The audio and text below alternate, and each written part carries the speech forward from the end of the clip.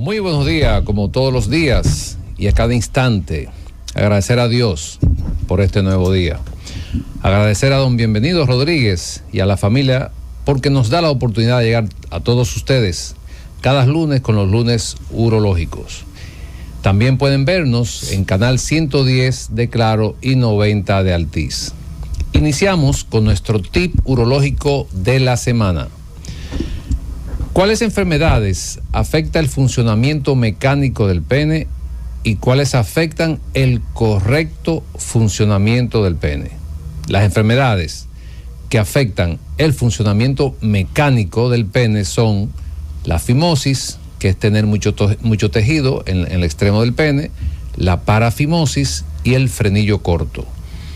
Y las enfermedades del pene que afectan el correcto funcionamiento del pene son la disfunción eréctil y el priapismo. Ante la duda, visite a su urólogo. Y hablando de un tema, pues la semana pasada tuvimos una agenda muy interesante con relación a un procedimiento quirúrgico que pues iniciamos a ofrecerle a nuestro paciente. Es la enucleación de próstata con láser tulio. Es la primera vez que pues se inicia este procedimiento con esta tecnología en el país y la primera cirugía tuvimos la oportunidad, y por eso queremos agradecer al doctor Fausto Hernández, a la doctora Nicolás Rodríguez, a Lynn Rodríguez, que nos dieron la oportunidad de entrar a Unión Médica y donde pues realizamos la primera cirugía de nucleación de próstata con el láser tulio. También aquí al doctor Federico Suero, ya que el viernes pues nos trasladamos al Hospital Salvador Begotier, donde también realizamos cirugía con este tipo de problema de la próstata. Y el sábado concluimos con 3 cirugías de nucleación en el Hospital Francisco Mocoso Puello. Ahí pues también debemos agradecer al doctor Dencil Pérez, quien es el jefe del departamento, al doctor Ortiz y al doctor Wellington Ledesma y la doctora Indira, quienes pues tuvieron todo el tiempo a nuestro lado. Es importante decir que todas estas cirugías se realizaron de manera altruista. O sea, esto tiene un costo por encima de los $4 o $5,000 y a ninguno de estos pacientes se le cobró ni el uso del láser ni de los equipos que se utilizaron para esta cirugía. Gracias a PGM Medical del señor Pablo González, quien la dirige, a Urología Láser Avanzada, a Suet Fargesa y a la Sociedad Dominicana de Urología. Vamos a entrar en nuestro programa con nuestro invitado. Buenos días, doctor Wellington Ledesma. Muy buenos días, maestro. Feliz lunes e inicio de semana para usted. Roberto, ¿cómo estás? Buenos días, doctor. Y todos los que nos escuchan, siempre agradecido por la oportunidad de estar detrás de este micrófono. Y bueno, vamos a introducir inmediatamente a el presidente de una sociedad que sí se encarga de prevenir y con evidencia científica. Estamos con el tema del rol del médico familiar con el paciente prostático o el paciente urológico, y nuestro invitado es el doctor Rubén Vázquez, el presidente de la Sociedad de Medicina Familiar, a quien felicitamos públicamente por un congreso genial, magnífico, uno de los mejores nacionalmente que he tenido la oportunidad de participar. Parecía un congreso internacional, maestro. Muy buenos días. ¿Cómo está, doctor Rubén Vázquez? Buenos días para todos, a todos los que nos están viendo y nos están escuchando. Buenos días para ellos y gracias por la invitación. Ledesma y Mateo, muchas gracias por invitarnos, y al Roberto Díaz, muchas gracias. Aquí estamos para servirle. Rubén Vázquez, presidente de la Sociedad Dominicana de Medicina Familiar y Comunitaria actualmente. Realmente hace 2 semanas tuvimos nuestro congreso internacional. Era un congreso internacional porque teníamos disertantes de Colombia, México, Estados Unidos y Perú. Y realmente fue un éxito total, nuestro Congreso Internacional de Medicina Familiar y Comunitaria. ¿Qué es un médico familiar? Muy buena pregunta, Roberto. Mira, y hay que decírselo bien a toda la población para que sepan qué es un médico de familia. Nosotros somos especialistas en persona. Nos centramos en la persona, en su entorno familiar y su entorno comunitario. Hacemos lo que es prevención, promoción y educación de la salud a toda la población. Excelente. De hecho, si esa pregunta, por ejemplo, si tú se la haces a un dominicano que viva fuera del país, te la va a responder, porque generalmente allá sí se hace ese, vamos a decir, ese eslabón donde el médico lo ve un médico familiar y luego que dice, bueno, tiene que ir a neurología, tiene que ir a nefrología, y eso es parte de lo que en un momento debe llegar, porque el médico familiar tiene su función. Por eso se evidenció de que se necesitaba ese médico para que sea quien dirija, como acaba de decir el doctor, al paciente donde debe visitar. Vamos a precisar para que la población entienda. El médico de familia, el médico de cabecera, el médico que antes era el que te atendía toda la familia. Y nosotros como especialistas en medicina familiar vemos todo lo que es el ciclo vital de la familia. O sea, desde niños hasta adultos mayores, toda la familia. ¿Qué tiempo dura la especialidad? En nuestro país actualmente dura 3 años de especialización. Sí, hago la pregunta porque muchas veces los pacientes no valoran ese esfuerzo que hace un profesional para graduarse. O sea, después de pasar 5 o 6 años haciendo medicina, tiene que hacer otra especialidad. Lo que quiero puntualizar con esto es que el médico familiar es un especialista. Sí. Es un especialista que pasa 3 años después de haberse graduado a la universidad para poder obtener ese título. Y no es una especialidad nueva, tenemos ya 39 años formando médicos de familia. Actualmente a nivel nacional tenemos 26 escuelas. En todo lo que es la región norte, región sur, región este y el Distrito Nacional. Pero no se le había dado la relevancia que hoy en día se le está dando, doctor. Nosotros, ¿cómo te lo explico? A partir del 2017 nosotros comenzamos a empujar para que la población en su totalidad conocieran el médico de familia, cuál es su función, cuál es su rol, y entonces hemos ido desarrollándonos y hemos ido calando a nivel de la población. Ya algunas poblaciones ya conocen el médico de familia, porque el médico de familia es la puerta de entrada del sistema del Servicio Nacional de Salud.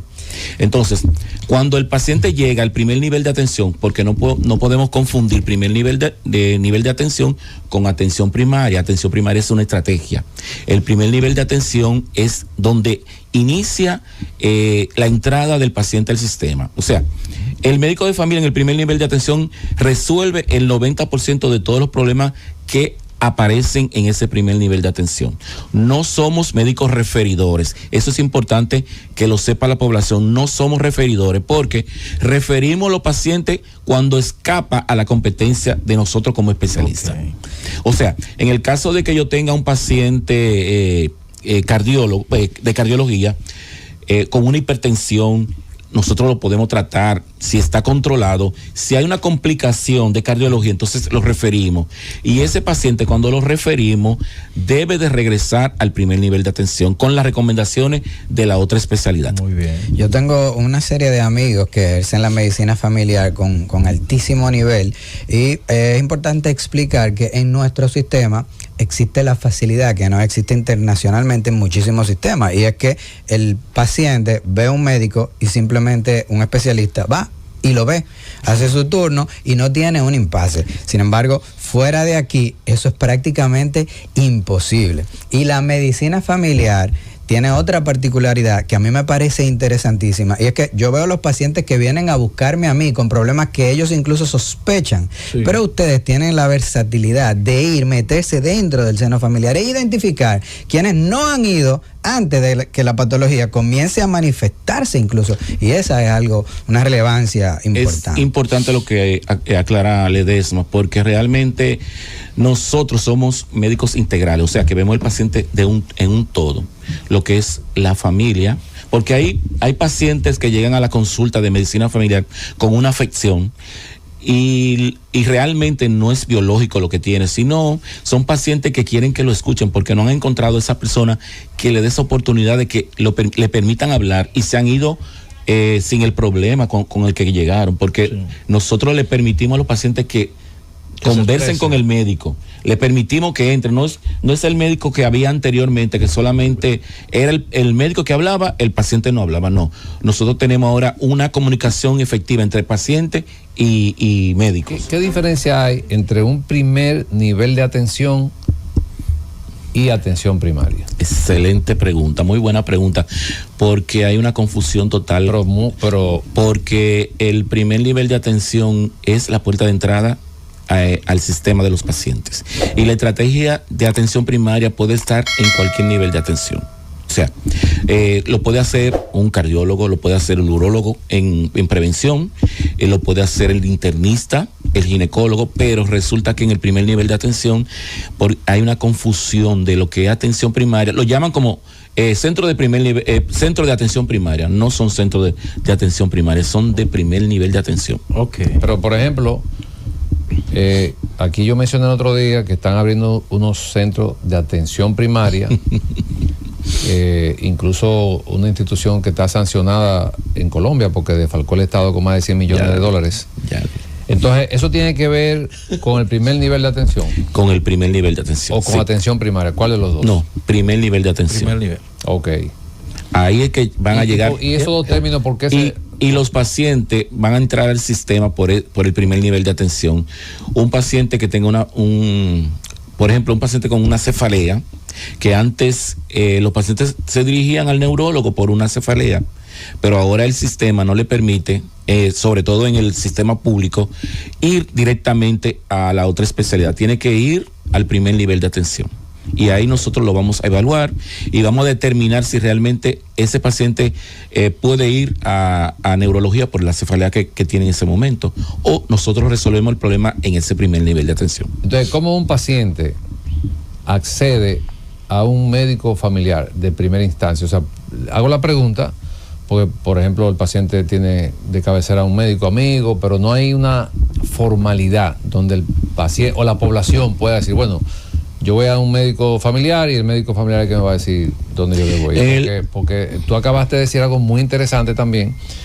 A veces el paciente va a nuestra consulta como urólogos, pero realmente el paciente va donde un neurólogo. El paciente confunde neurología, o sea, el término. O va a nuestra consulta por un fallo renal, pero que tiene que ver a un nefrólogo, por ejemplo. Pero el médico familiar sí maneja ese caso. ¿Cómo ese paciente llega a la consulta de un médico familiar? Por ejemplo, está en el primer nivel de atención, que a nivel nacional tenemos 1.600 de primer nivel de atención. Esos pacientes, por ejemplo, en la parte pública, ellos van a entrar por el primer nivel de atención. Y a partir de ahí, entonces, va a comenzar el proceso de evaluación y vamos a determinar si realmente el paciente tiene una patología que debe ser referido a la otra especialidad. Pero ese paciente debe de regresar con todas las recomendaciones de la otra especialidad para que el médico de familia le dé seguimiento. Es el examen de orina, que es un análisis que es fácil, se hace rápido, pero nos da muchos datos. Y por ejemplo, cuando llega ese paciente que tiene, como llamamos, sangre en la orina, una hematuria, hay presencia de sangre en la orina, pero el paciente dice, doctor, pero yo orino claro, pero el paciente tiene 4 cruces de sangre en el reporte del análisis de orina que se realizó. ¿Cómo ustedes manejan ese paciente? Por ejemplo, lo envían, lo completan, algunos estudios para referirlo a urología. Ese paciente hay que completarlo con otras pruebas de gabinete, como por ejemplo una sonografía abdominal, atención riñones, a ver cómo está ese riñón, cómo está funcionando, si hay algún cálculo o una litiasis a nivel renal. Entonces podría ser causa de esa sangre que aparece en la orina, o puede ser algún trauma que haya tenido el paciente y en ese momento está saliendo sangre por la orina. Adelante, doctor Mateo, para ya ir despidiéndonos de nuestros oyentes. Bueno, pues nada, de nuevo agradecer a Dios por permitirnos concluir el programa, agradecer al doctor Rubén Vázquez por tomar su tiempo y venir pues a orientarnos en este tema, y los invitamos a que continúen en sintonía con la Z101. Cundo.